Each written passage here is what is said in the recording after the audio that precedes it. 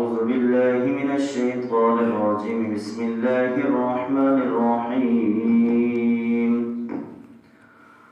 الله يبدأ الخلق ثم يعيده ثم إليه ترجعون ويوم تقوم الساعة يبلس المجرمون ولم يكن لهم من شركائهم شفعاء وكانوا بشركائهم كافرين ويوم تقوم الساعة يومئذ يتفرقون فأما الذين آمنوا وعملوا الصالحات فهم في روضة يحبرون وأما الذين كفروا وكذبوا بآياتنا ولقاء الآخرة فأولئك في العذاب محضرون. صدق الله العظيم. اللہ یبدأ الخلق ثم یعیدہ، اللہ ہی وہ ذات ہے کہ جس نے پہلی بار اس مخلوق کو پیدا کیا، ثم یعیدہ، پھر وہ اس کو دوبارہ پیدا کرے گا، ثم الیہ ترجعون، اور پھر تم اسی کی طرف لوٹ کر جاؤ گے۔ اس آیت کے اندر واضح طور پر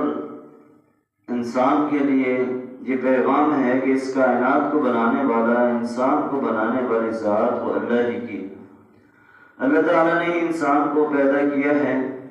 اور اس کے لیے یہ ساری دنیا کی جتنی بھی آسائشیں، نعمتیں ہیں، یہ کائنات، یہ سب کچھ جو ہے وہ اللہ نے انسان کے لیے بنائی ہے۔ اب وہ دنیا کے اندر آئے گا، اپنی زندگی گزارے گا، ایک وقت مقرر تک یہاں پر رہے گا، جو بھی اعمال کرے گا، پھر اس کے بعد جو ہے وہ اس کو دوبارہ موت آ جائے گی۔ موت آنے کے بعد قیامت تک کا جو عرصہ ہے اس میں وہ قبر کے مناظر اور وہ ساری چیزیں ہیں۔ پھر اس کو جب قیامت قائم ہوگی تو اس کو پھر دوبارہ زندہ کیا جائے گا، اور ثم الیہ ترجعون، پھر تم اسی کی طرف لوٹائے جاؤ گے۔ یعنی پھر سارے آدم علیہ السلام سے لے کر قیامت تک آنے والے انسان وہ سارے حشر کے میدان میں اکٹھے کیے جائیں گے، اور وہاں پر پھر جو ہے وہ فیصلہ کیا جائے گا۔ اب وہ جو دن ہے اس کا اللہ تعالیٰ نے تذکرہ کیا ہے کہ وَيَوْمَ تَقُومُ السَّاعَةُ يُبْلِسُ الْمُجْرِمُونَ، اور وہ جب قیامت قائم ہوگی اس دن، قیامت والے دن، جو مجرم لوگ ہوں گے وہ مایوس ہو جائیں گے۔ وَلَمْ يَكُنْ لَهُمْ مِنْ شُرَكَائِهِمْ شُفَعَاءُ، اور جو ان کے شرکاء ہیں، جو دنیا میں انہوں نے شریک بنائے ہوئے تھے، وہ ان کی کسی بھی طرح کی کوئی سفارش نہیں کر سکیں گے۔ وَكَانُوا بِشُرَكَائِهِمْ كَافِرِينَ، اور اپنے شرکاء کے بھی جو ہے وہ انکار کرنے والے ہو جائیں گے۔ کہ یہ قیامت کا جو منظر ہے، قیامت کا جو دن جب قائم ہوگا، تو وہ لوگ کہ جنہوں نے دنیا میں اللہ کے احکامات کے خلاف جو ہے وہ اپنی زندگی گزاری، دنیا کے اندر اپنی مرضی کی زندگی گزارتے رہے، تو وہاں پر وہ ان کے لیے جب وہ سارا منظر سامنے دیکھیں گے تو یبلس المجرمون، تو مجرم لوگ مایوس ہو جائیں گے کہ اس وقت ان کو ساری حقیقت سامنے آ جائے گی کہ ہم دنیا کے اندر کیا کرتے رہے ہیں، اور ہمیں جو ہے وہ اصل کس کام کے لیے بھیجا گیا تھا۔ اور اسی طرح دنیا کے اندر جو انہیں اللہ کے ساتھ شریک بنائے ہوئے تھے، اللہ کے ساتھ جو وہ شریک ٹھہراتے تھے، شرک کرتے تھے، تو وہ لوگ ان کے کسی بھی کام نہیں آ سکیں گے۔ وہاں پر وہ ان کی کوئی بھی سفارش، کوئی بھی ایسا کام جو اس کی اجازت ان کو نہیں ہوگی، اور وہاں پر وہ اپنے شرکاء کا بھی جو ہے وہ انکار کرنے والے ہوں گے۔ ظاہر ہے وہ وہاں پر وہ ان کے کسی کام نہیں آئیں گے، تو وہ ان سے بھی جو ہے وہ منہ موڑ لیں گے۔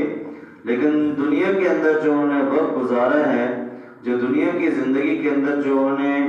جو اللہ کے احکامات کی نافرمانی کی ہے، تو وہاں پر پھر ظاہر ہے اس کی سزا ان کو وہاں پر کاٹنی پڑے گی۔ اب یہ ساری چیزیں اللہ تعالیٰ نے ایک انسان کو پہلے بتا دی کہ یہ جو منظر ہے یہ ایک دن جو ہے وہ ضرور قائم ہوگا۔ اب کوئی آنکھوں سے یا دل سے یقین نہ کرے اور اس کے بعد بھی جو ہے وہ اپنی زندگی میں مگن رہے، تو یہ کل وہاں پر وہ کوئی بہانہ نہیں لگا سکتا کہ مجھے اس چیز کا علم نہیں تھا۔ ایک ایک چیز اللہ تعالیٰ نے جو ہے قرآن مجید کے اندر واضح کر دی ہے کہ اس دن کا منظر کیسا ہوگا، وہاں پر کیسے حساب کتاب ہوگا۔ وَيَوْمَ تَقُومُ السَّاعَةُ يَوْمَئِذٍ يَتَفَرَّقُونَ، اور جس دن قیامت قائم ہوگی اس دن لوگ جو ہے وہ الگ الگ ہو جائیں گے۔ مراد یہ ہے کہ قیامت کا جو منظر ہے، ظاہر ہے اس وقت حشر کا جو میدان ہے، نفسا نفسی کا عالم ہوگا، ہر شخص اپنی فکر کے اندر لگا ہوگا،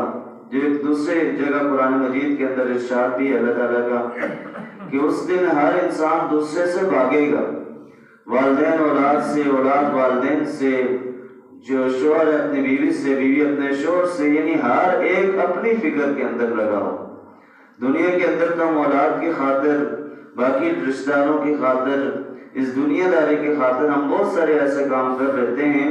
کہ جو اللہ کی نافرمانی کے اندر آتے ہیں، لیکن کل وہاں پر کوئی کسی کے کام نہیں آئے گا، اور وہاں پر کل یہ بہانہ بھی نہیں ہو سکے گا کہ میں نے کسی فلاں کی وجہ سے کوئی مجھ سے جو ہے وہ برائی ہوئی ہے۔ فَأَمَّا الَّذِينَ آمَنُوا وَعَمِلُوا الصَّالِحَاتِ، بہرحال وہ لوگ کہ جنہوں نے ایمان لایا اور نیک اعمال کیے، فَهُمْ فِي رَوْضَةٍ يُحْبَرُونَ، وہ ان کو ایک باغ میں خوش و خرم اور مسرور کیا جائے گا۔ کہ پہلے تو اللہ تعالیٰ نے ان لوگوں کی کیفیت بیان کی کہ جنہوں نے اللہ کی نافرمانی کی ہوگی، کہ جنہوں نے زندگی کے اندر اللہ کے احکامات کی خلاف ورزی کی ہوگی، تو ان کا وہاں پر کیا حال ہوگا کہ وہ پریشان حال ہوں گے، ان کے کوئی وہاں پر سفارش کرنے والا نہیں ہوگا۔ لیکن اس کے مقابلے میں جو دوسرے لوگ ہیں، جو اہل ایمان ہیں، جو اللہ کے نیک لوگوں میں جن کا شمار ہوگا، تو ان کے بارے میں واضح طور پر اللہ تعالیٰ نے بتا دیا کہ جو لوگ ایمان لائے اور وَعَمِلُوا الصَّالِحَاتِ اور نیک اعمال کیے، فَهُمْ فِي رَوْضَةٍ يُحْبَرُونَ، ان کو ایک باغ میں، جنت کے باغوں میں ان کو جو ہے وہ خوش و خرم اور مسرور کیا جائے گا، اور وہاں پر ان کو رکھا جائے گا، اور وہاں پر ان کے لیے ساری نعمتیں ہوں گی۔ گویا یہ اہل ایمان کے لیے جو ہے وہ اللہ تعالیٰ نے ایک انعام رکھا ہے جنت کے طور پر۔ لیکن یہاں پر بھی دیکھیں اللہ تعالیٰ نے ایمان کا تذکرہ کیا کہ فَأَمَّا الَّذِينَ آمَنُوا، کہ بہرحال وہ لوگ جو ایمان لائے، لیکن ساتھ ہی جس چیز کا تذکرہ کیا ہے وہ عامل الصالحات، کہ نیک اعمال بھی کیے۔ محض ایمان لانا کافی نہیں ہے۔ ایمان لانے کے بعد کوئی انسان کافروں جیسے زندگی گزارے، وہ اپنی زندگی کو اللہ اور اس کے رسول کے احکامات کے مطابق نہ گزارے، نہ نماز کی پرواہ ہو، نہ اس کو دیگر معاملات کی پرواہ ہو، نہ حلال اور حرام کی پرواہ ہو، تو ایسے شخص کا ایمان بھی اس کو بچا نہیں سکے گا۔ کیونکہ ظاہر واضح طور پر اللہ تعالیٰ نے قرآن مجید کے اندر، نبی صلی اللہ علیہ وسلم کی حدیث کے اندر یہ چیز موجود ہے کہ ایمان لانے کے بعد جو وہ اعمال صالحہ یہ شرط ہے جنت میں جانے کے لیے، کہ جو ایمان لائے گا اور نیک اعمال کرے گا، اللہ کو راضی کرنے کی کوشش کرے گا، تو اس کے لیے یہ انعامات جو ہے وہ ہوں گے۔ وَأَمَّا الَّذِينَ كَفَرُوا وَكَذَّبُوا بِآيَاتِنَا، اور بہرحال وہ لوگ جنہوں نے انکار کیا اور ہماری آیات کو جھٹلایا، وَلِقَاءِ الْآخِرَةِ، اور آخرت کی ملاقات کے منکر تھے، فَأُولَٰئِكَ فِي الْعَذَابِ مُحْضَرُونَ، بس یہی لوگ ہیں کہ ان کے اوپر جو ہے وہ عذاب بھیجا جائے گا، حاضر کیا جائے گا۔ کہ یہ جو اللہ کے احکامات کے انکار کرنے والے، آیات کو جھٹلانے والے، اور جو آخرت کے منکر تھے، جو آخرت کے دن کو نہیں مانتے تھے کہ ہم جب ان کے لحاظ سے دنیا ہی سب کچھ ہے، آخرت کچھ بھی نہیں ہے، تو پھر ان لوگوں کے اوپر عذاب جو ہے وہ ان کے سامنے لایا جائے گا، اور ان کو عذاب کے اندر جو ہے وہ ڈالا جائے گا۔ تو ان آیات کا جو خلاصہ ہے وہ یہی ہے کہ اللہ تعالیٰ نے اس کائنات کو پیدا کیا ہے، اور وہی اس کائنات کو ایک نہ ایک دن ختم کرے گا۔ قیامت کا جو منظر ہے، اور انسان کے لیے تو قیامت وہی ہے کہ جو اس کا موت کا وقت ہے۔ جب موت کا وقت آ جائے گا تو اس کے بعد اس کے لیے کوئی موقع نہیں ہو۔ اس لیے جو لوگ اللہ کے احکامات کے مطابق چلیں گے تو ان کے لیے جنت اور اس کی نعمتیں اور ساری چیزوں کے اللہ نے وعدے کیے ہوئے ہیں، اور جو انکار کریں گے اور اپنی زندگی اپنی مرضی کے مطابق زندگی گزاریں گے تو ان کے لیے دنیا کے اندر بھی ذلت و رسوائی، اور آخرت کے اندر بھی ان کے لیے جو ہے وہ ذلیل و رسوا ہوں گے، اور جہنم کے اندر جو ہے وہ جلیں گے۔